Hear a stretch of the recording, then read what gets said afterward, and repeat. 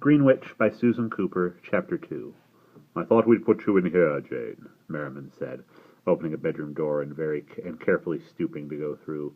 "Very small, but the view's good." "Oh!" said Jane in delight.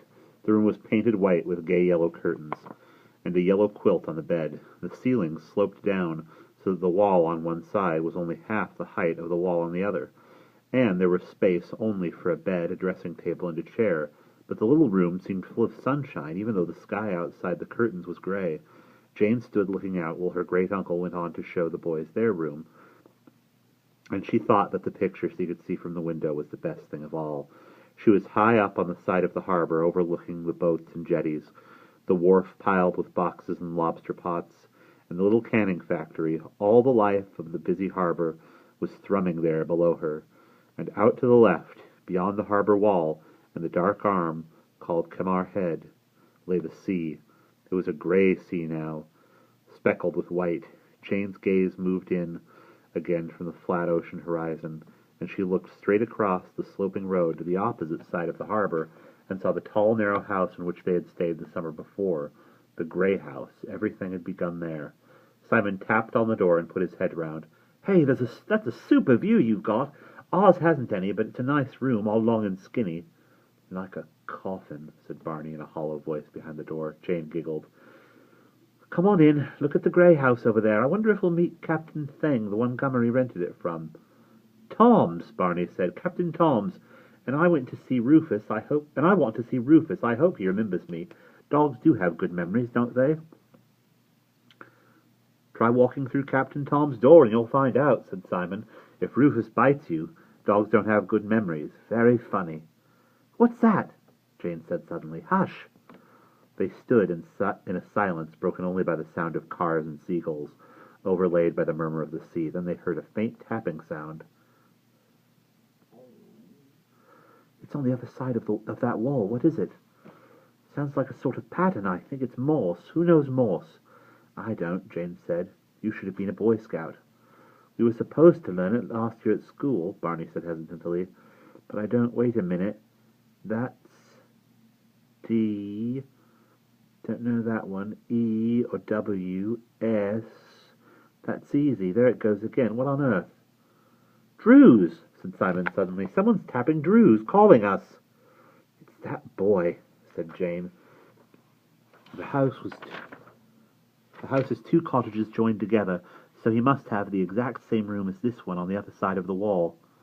"Stanton," said Barney. "That's right, Will Stanton. Tap him back, Barney." "No," Barney said. Jane stared at him. His long yellow-white hair had fallen sideways, masking his face, but she could see the lower lip jutting mulishly in a way she knew well. "Why ever not?" "He stopped now," Barney said evasively. "But there's no harm in being friendly." Oh, I don't know. He's a nuisance. I don't see why Great-Uncle Mary let him come. How can we find out how to get the Grail back with some strange kid hanging around?"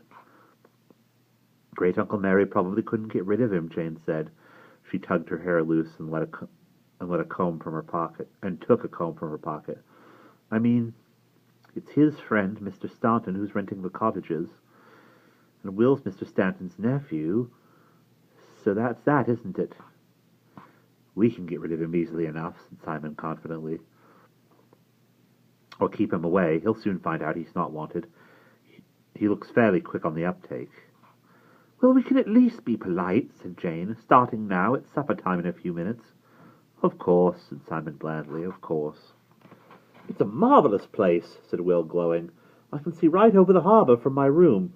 Who do the cottages belong to?" A fisherman called Penhallow," said his uncle. "Friend of Mary's. They must have been in the family quite a while, judging by that." He waved at a large yellowed photograph over the fireplace, ornately framed, showing a solemn-looking Victorian gentleman in a stiff collar and dark suit. "Mr. Penhallow's granddaddy, I'm told. But the cottages are modernized, of course. They can be let either separately or together. We took both when Mary decided to invite the Drew kids. We'll all eat in here together." He waved at the cheerful room, a pattern of bookcases and armchairs and lamps, very new and very old. with a large solid table and 8 dignified high-backed chairs. "Have you known Mr. Lyon a long time?" Will said curiously. "Year or two," Bill Stanton said, stretching in his armchair, ice clinking in a glass in his hand. "Met him in Jamaica, didn't we, Fran? We were on holiday. I never did find out whether Mary was vacationing or working."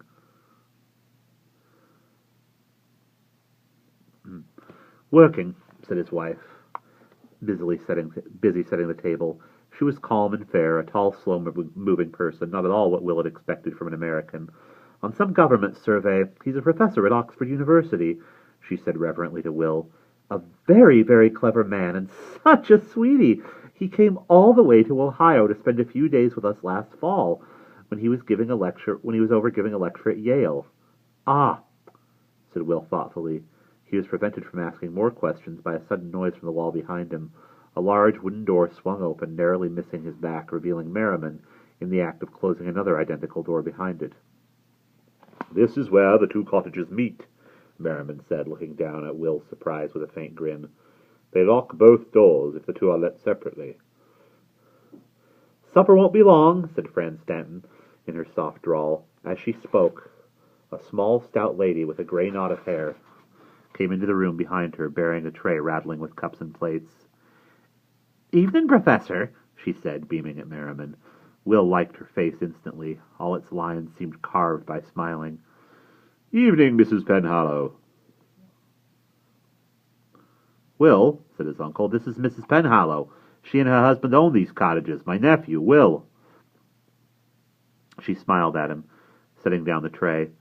"Welcome to Jurassic, my dear. We'll make sure you have a wonderful holiday, and those other 3 scallywags." "Thank you," Will said. The dividing door burst open. The 3 Drews came piling in. "Mrs. Penhallow, how are you? Have you seen Rufus about? Will Mr. Penhallow take us fishing this time? Is that awful Mrs. Polk still here, or her nephew? How's the white heather?" "Slowly, slowly," she said, laughing. "Well," Barney said, "how's Mr. Penhallow?" "He's fine. Out on the boat now, of course. Now you just bide a moment while I get your supper," she bustled out. "I can see you 3 know your way about the place," said Bill Stanton, his round face solemn. "Oh, yes," said Barney complacently. "Everyone knows us here." "We shall have a lot of friends to see," said Simon rather too loudly, with a quick sideways glance at Will. "Yes, they've been here before. They stayed for 2 weeks last summer," said Merriman. Barney looked at him crossly. His great-uncle's craggy, deep-lined face was impassive. "3 weeks," said Simon. "Was it? I beg your pardon." "It's lovely to be back," Jane said diplomatically. "Thank you very much for letting us come, Mr. Stanton, Mrs. Stanton." "You're very welcome." Will's uncle waved a hand in the air. "Things have worked out fine. You 3 and Will can all have a great time together, and leave us square old characters to ourselves." There was a very small silence. Then Jane said brightly, without looking at her brothers, "Yes, we can." Will said to Simon, "Why is it called Truissic?" Said Simon, taken aback. "I really don't know. Do you know what it means, Gummery?" "Look it up," said his great-uncle coolly. "Research sharpens the memory." Will said diffidently, "It's the place where they have the Greenwitch ceremony, isn't it?" The Drews stared at him. "Greenwich? What's that?" "Quite right," Merriman said. He looked down at them, a twitch beginning at the side of his mouth. "It was in some book I read about Cornwall," Will said. "Ah," Bill Stanton said. "Will is quite an anthropologist, his father was telling me. Watch out, he's very big on ceremonies and such." Will seemed to look rather uncomfortable. "It's just a sort of spring thing," he said. "They make a leaf image and chuck it into the sea. Sometimes they call it the Greenwich, and sometimes King Mark's Bride, old custom." "Oh, yes, like the carnival," Barney said dismissively, "in the summer." "Well, not quite." Will rubbed his ears, sounding apologetic. "I mean, that Lammas carnival, it's more of a sort of a tourist affair, isn't it?" "Huh?" said Simon. "He's right, you know. Barney said.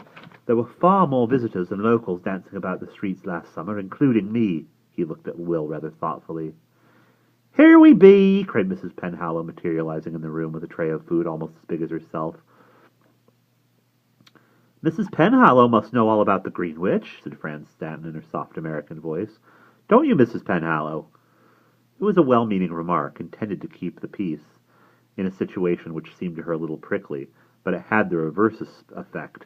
The small, round Cornish woman set down her tray abruptly on the table, and the smile dropped from her face. I don't hold with talk of witches, she said politely but firmly, and went out again. Oh, my, said Aunt Fran in dismay. Her husband chuckled. Yankee, go home, he said. What is this Greenwitch? And we will actually pause there.